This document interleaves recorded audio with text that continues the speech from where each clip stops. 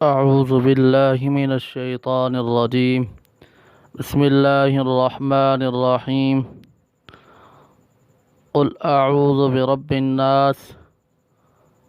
کہہ دیجئے میں پناہ لیتا ہوں لوگوں کے رب کے ساتھ، مالک الناس لوگوں کے بادشاہ کے ساتھ،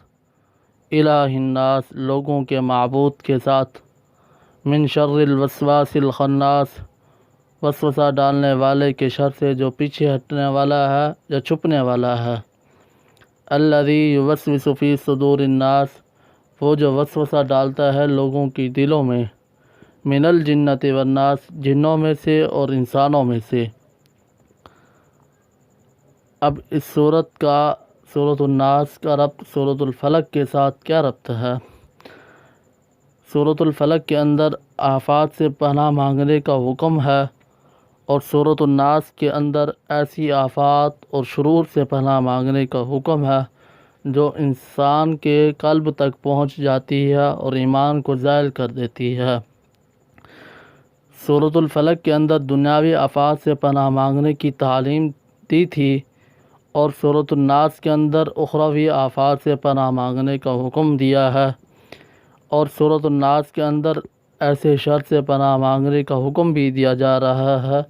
جو تمام گناہوں کی جڑ ہے اور سبب ہے، وہ ہے سبب وسوسہ شیطانی۔ سورۃ الناس کو پڑھنے کے تو بہت سارے فوائد تو